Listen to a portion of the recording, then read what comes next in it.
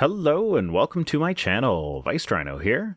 Today I'm looking at a video that supposedly provides evidence that the Earth is less than 10,000 years old. So let's see what they have.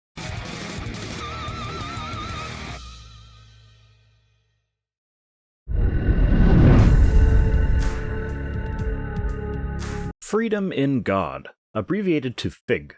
You know, to remind you of that time that Jesus got mad at a fig tree for not bearing fruit out of season.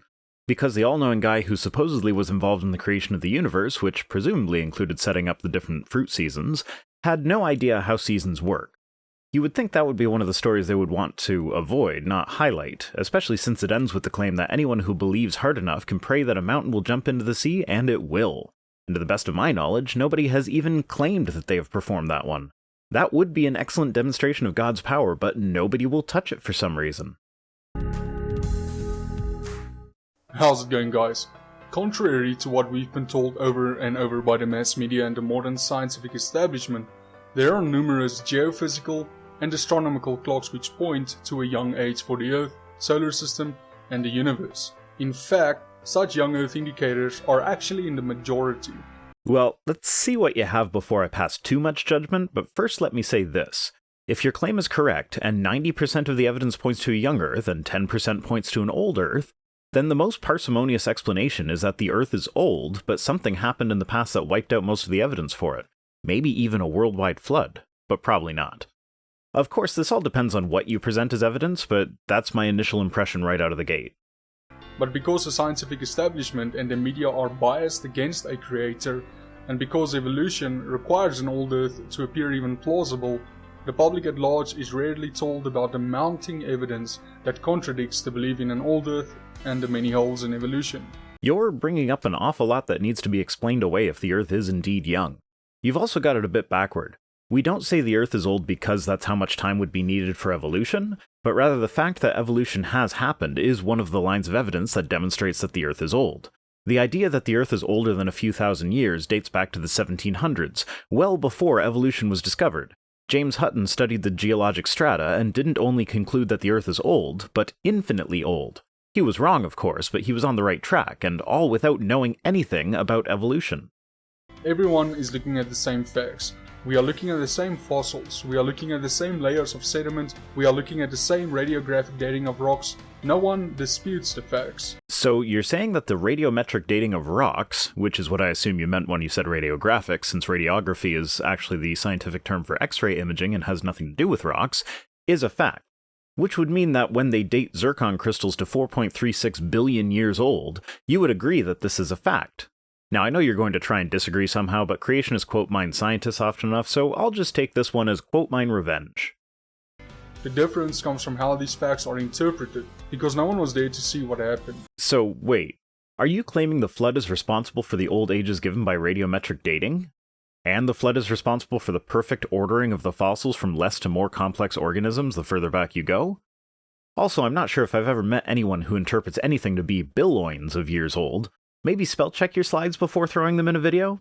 I mean, with only 3,000 subscribers, I can understand if you didn't think your video would get much attention, but it has 96,000 views. That's almost 100,000 people that can now bear witness to your sloppy work.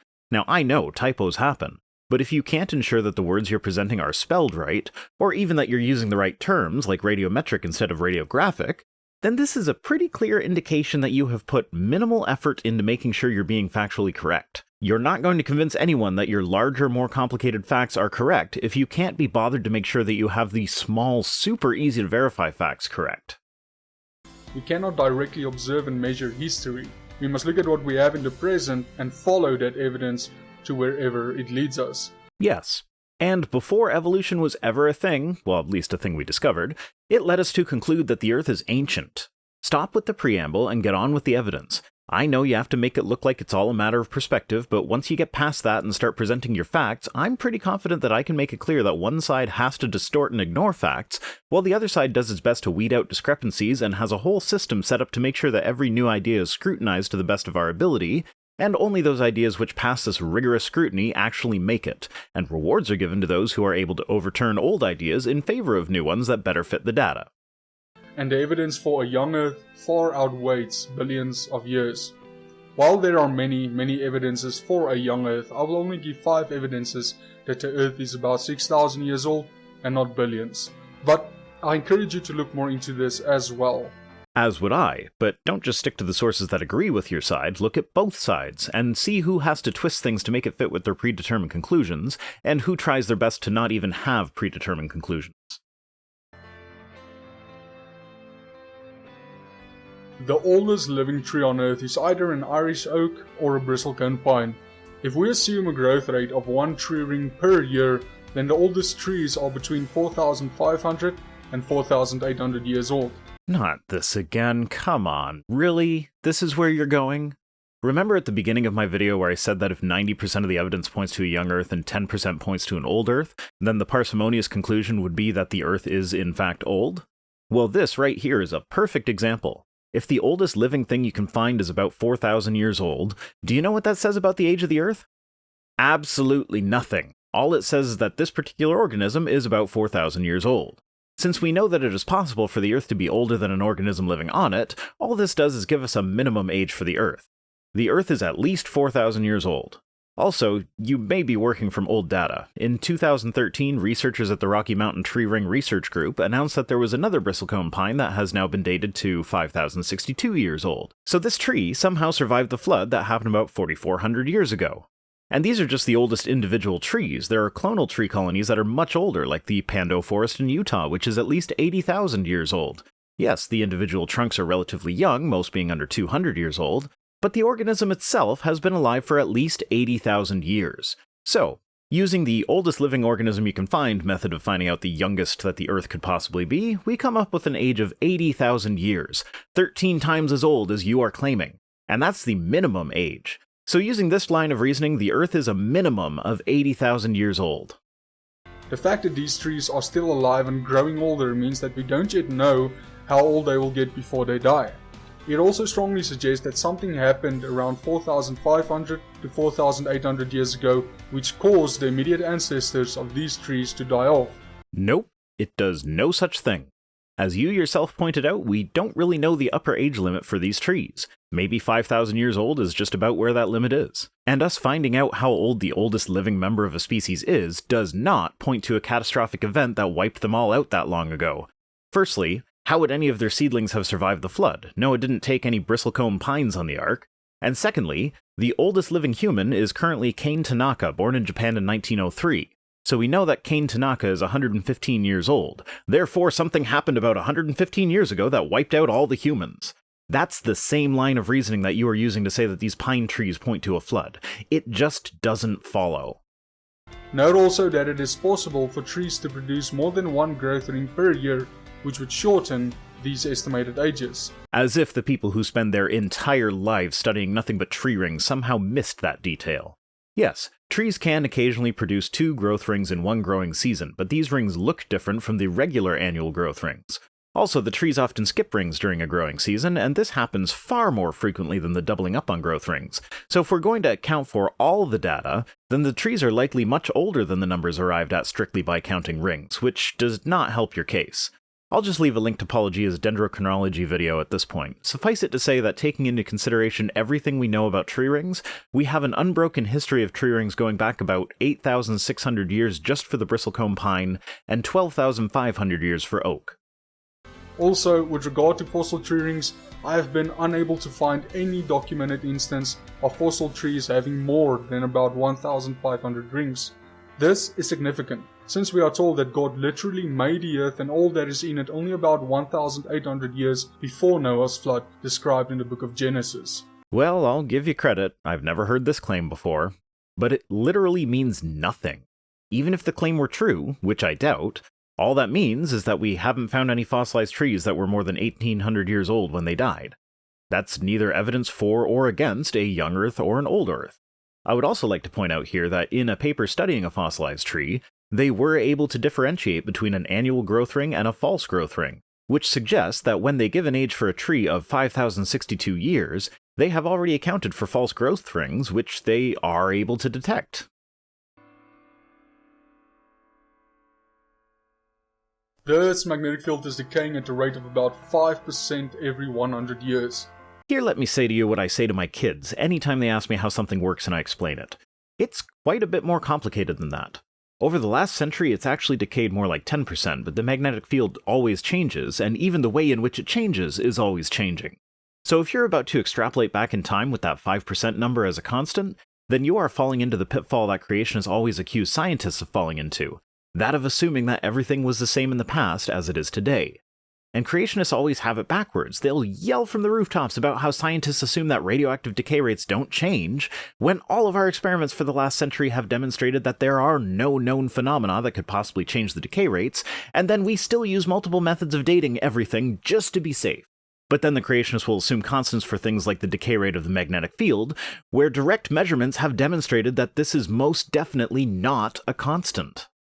This means that about 1,450 years ago it was twice as strong as it is today, and 2,900 years ago it was 4 times as strong.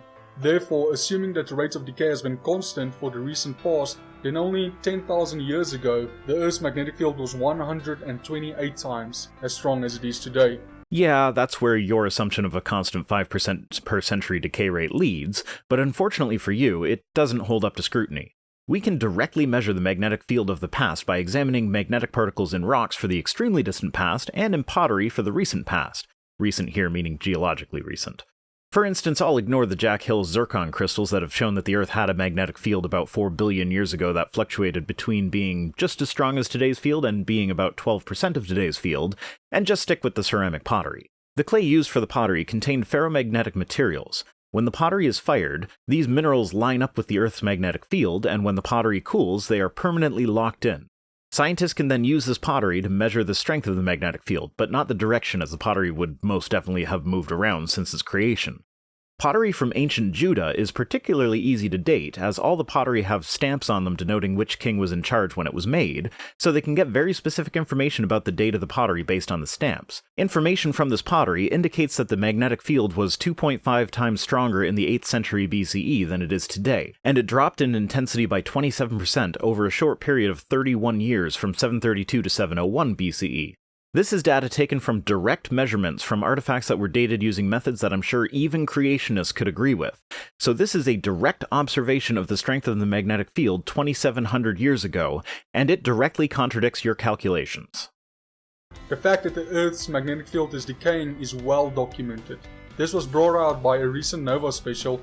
In fact, at the present rate of decay, the Earth may not even have a magnetic field in 1,000 years from now.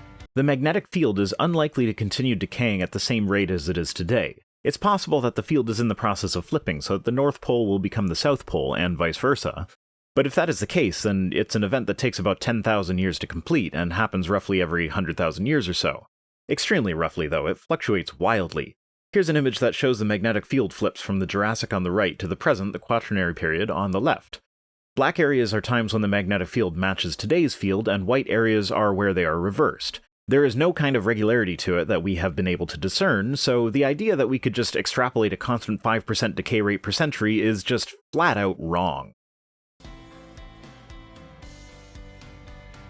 Carbon-14 is produced when radiation from the sun strikes nitrogen-14 atoms in the Earth's upper atmosphere. The Earth's atmosphere is not yet saturated with C14. This means that the amount of C14 being produced is greater than the amount that it is decaying back to N14. Before diving too far into this claim, let me first point out that the first 2 things I found out about carbon-14 production in the atmosphere when I started researching it are that 1, it is not produced at a constant rate and fluctuates wildly, and 2, one of the primary factors that influences these fluctuations is the intensity of the Earth's magnetic field. It is estimated that a state of equilibrium would be reached in as little as 30,000 years. Estimated by assuming that the production of C14 in the atmosphere has remained constant, which is demonstrably false. How do we know this? Let's go back to Dendrochronology, shall we? Bristlecone pines are dated by measuring their C14 content, which, being trees, they take directly from the atmosphere. This is then cross-referenced by dating them by counting the rings, and do you know what we find? That the carbon-14 dating yields ages that are, if anything, too young. Yes, currently the amount of C14 being produced by solar radiation and interacting with the atmosphere is greater than the C14 can decay, but it has not always been so, and as pointed out earlier, this is dependent on a number of different factors which we know to be extremely variable. And also, carbon-14 dating actually provides some of the strongest evidences for creation and a young Earth. Let's leave that graphic up for a second. If the Earth was older than 100,000 years, then there should be no carbon-14 left. Just think about that for a second. Really give it a good hard thought. Now, compare that to what he said just seconds before putting this graph up. Here, I'll play that again for you. Carbon-14 is produced when radiation from the sun strikes nitrogen-14 atoms in the Earth's upper atmosphere. Can you see what's wrong here? You literally just explained how carbon-14 is constantly created in the atmosphere and are now saying that there should be no carbon-14 left because its decay rate is so short. Which is it? Should we be saturated with it by now, or should it all be gone by now? You can't have it both ways. Those are literally the complete opposite of each other. Radiocarbon cannot remain naturally in substances for millions of years because it decays relatively rapidly. Which is why carbon dating isn't used to date anything that's older than about 50,000 years.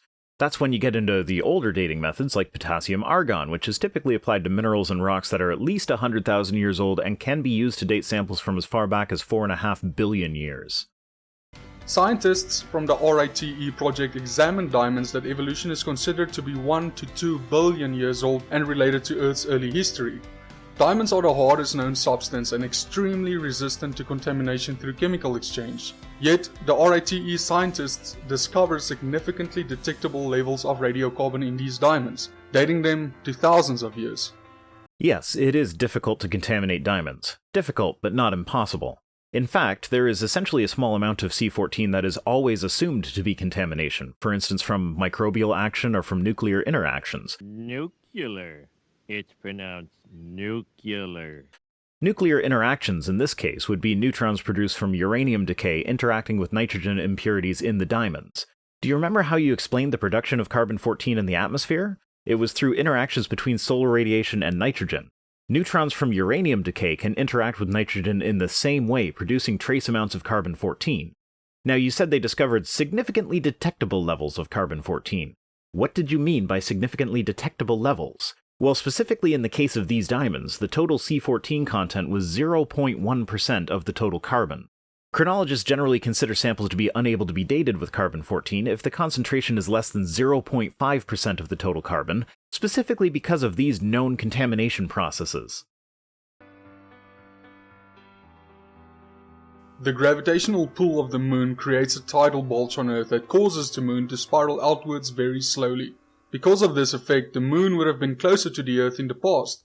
Yep, it sure would have. Based on gravitational forces and the current rate of recession, we can calculate how much the moon has moved away over time. Yes, we can. This number is, of course, not a constant. It is entirely dependent upon the configuration of the oceans and continents. So if the configuration was different in the past, which it most certainly was, then the recession rate would also have been different. But since you're treating everything as a constant so far, let's assume that the recession rate is also a constant. The moon currently has an average distance from the center of the Earth of 38.44 billion centimeters. The moon currently recedes at about 3.82 centimeters per year, with an error bar of plus or minus 0.07 centimeters. Now on to an important number, the Roche limit. This is the distance of 2.44 times a planet's radius measured from the center of a planet, within which an orbiting body will be pulled apart by gravity. For Earth, the Roche limit is 1.84 billion centimeters. Now let's be generous and go to the top of the error bar and assume that the moon has been receding at 3.89 centimeters per year. This means that 4.6 billion years ago, the moon would have been 17.9 billion centimeters closer to the Earth for a distance of 20.54 billion centimeters away from the center of the Earth, or 18.7 billion centimeters farther away than the Roche limit. In other words, if the recession rate were a constant, then the Earth-Moon system could very easily be 4.6 billion years old or older. If the Earth is only 6,000 years old, there's no problem, because in that time the moon would have moved about 800 feet or 250 meters. 230 meters, actually. But most astronomy books teach that the moon is over 4 billion years old, which poses a major dilemma. Only if you're bad at math. And I mean really bad, because I'm bad at math and I was able to figure it out. Less than 1.5 billion years ago, the moon would have been touching the Earth. I would like to see your calculations for that. Using the 3.89 centimeters per year recession rate, times 1.5 billion years, that's 5.8 billion centimeters closer to the Earth than it is now. So 38.44 billion minus 5.8 billion gives us a distance of 32.64 billion centimeters. And remember, these distances are from the center of the Earth. Earth has a radius of 637.1 million centimeters. In other words, we're still just over 32 billion centimeters away from the surface of the Earth. To put that in numbers our monkey brains can understand, that's 320,000 kilometers, or almost 200,000 miles. Ugh, great. The population growth argument. Wonderful. Is this where you posit an imaginary number of years for a population to double, and find that if this doubling rate stays constant, it leads back to 8 people at the time of the flood, but fail to explain how you came by this number, making it look like it's all a post hoc rationalization? Please surprise me with something new and interesting. Please. Today the Earth's population doubles every 50 years. Didn't see that coming. I wonder where you'll go with this next. If we assume only half of the current growth rate and start with just one couple, it will take less than 4,000 years to achieve today's population. Okay, but why are you assuming half of today's doubling rate? You do realize that medical and agricultural technology has advanced by leaps and bounds in the last 200 years compared to the last several thousand years before that, right? I mean, just look at the graph you put up. Assuming it's correct, which is a dubious assumption since it's in your video, the population of the Earth stayed around 1 billion for about 100 years. Here's a graph that's a little more specific and also shows the world population growth rate. You see that huge spike in growth rates? That started in the early 1900s. Before that it was less than 1%. It's amazing how medical and agricultural technologies that help children actually survive into adulthood make the growth rate spike like that. So why would we extrapolate today's growth rate, even half of today's growth rate, indefinitely into the past without changing it? That makes no sense. In contrast, even a conservative evolutionary age of 50,000 years comes out to staggering, impossibly high figure of 10 to the 99th power, greater than the number of atoms in the universe. Do you really need someone to explain this to you? Malthus figured it out in the 1700s, and I'm sure people knew about it before then, even if their name didn't end up becoming an important term when discussing political economy or demography. If the population grows past its ability to produce food, you end up with people starving to death, which creates a sort of morbid equilibrium where the number of people who live roughly correlates with the amount of food produced. I know that in our modern culture, particularly in the developed nations, it's hard to imagine having a child and that child not making it to adulthood because of scarce resources, but that's only because we live in a time of relative abundance where genetic modification technology allows us to feed more people than ever before. But even with our technology, the population can never grow past what the food supply can support, no matter how many years you assume a steady growth rate. Clearly, the claim that humans have inhabited the Earth for tens or hundreds of thousands of years is absurd. Because there's always enough food for every baby born, and every one survives into adulthood regardless of the medicine or agriculture of the time. Therefore, the human race expands faster than the universe itself. Come on, I refuse to believe that you're not at least intelligent enough to see what's wrong with this argument. Seriously, it's utter nonsense. These are just a few of many more. Oh man, this list looks so much more interesting than the items you actually chose to talk about. Like, come on, Niagara Falls. I see the falls every day, let's talk about them. Your list has them at like 8,800 years old at most, but I happen to know that they are about 12,000 years old. Why couldn't we hash that one out? Such as the agriculture is too recent. That goes back to the point I made about how the population will only be able to grow to the size that the food supply can support. Agriculture being developed recently is only a problem if you need to figure out how to sustain a ridiculous population growth rate that never happened. Comets that disintegrate too quickly and can't last more than 10,000 years. Can't last more than 10,000 years in the inner solar system, but that's not where they spend most of their time. Also, Halley's Comet is projected to have a lifespan of about 40,000 years, so that's wrong on its face. And our solar system is surrounded by the Oort cloud, a spherical shell of debris. This is where comets come from. New comets get knocked out of the Oort cloud all the time. Well, all the time astronomically speaking. Point is, it has been for billions of years and will likely continue to be a source of new comets for billions of years still to come. Oil that is still under pressure, although after about 10,000 years little to no pressure should be left. That is just flat out not true. The explanation is a bit more technical than I want to get into this late in the video, but I'll leave a link down below to a Christian source that talks about the problem of oil for an old Earth. A better question here, though, would be why does oil exist in the first place? If the Earth was just created 6,000 years ago, there hasn't been enough time for the oil to form, so God must have made it already there, and already under pressure. Why? So we could use it to destroy the lovely environment that he set up for us? Oil makes no sense from a young Earth perspective. Also, the sun is shrinking at a rate of 5 feet per hour. That 11,200,000 years ago, the sun would have physically touched the Earth. Flat wrong. Sun ain't shrinking. Source down below. Also, in recent years there have been many findings of wondrously preserved biological materials in supposedly ancient rock layers and fossils. Soft tissue. Also wrong. Also too technical for this late in the video. Here's Paulogia's playlist of every video he has talking about ancient soft tissue. He got his information directly from Dr. Mary Schweitzer, who happens to be the devout Christian paleontologist who discovered soft tissue and does not see it as evidence for a young Earth. Well, now that we're done with his finishing Gish Gallop, he doesn't actually do anything except encourage you to research for yourselves by reading a bunch of creationist literature. I would also encourage you to research this for yourselves, and in the process, if you look at information from both sides, you will find that one side has to distort and cherry-pick everything in order to make it fit their narrative, and the other side doesn't even actually have a narrative. I'll let you figure out which one is which for yourselves. Thanks for watching, remember to follow me on Twitter and Facebook, and support me on Patreon. See you next time.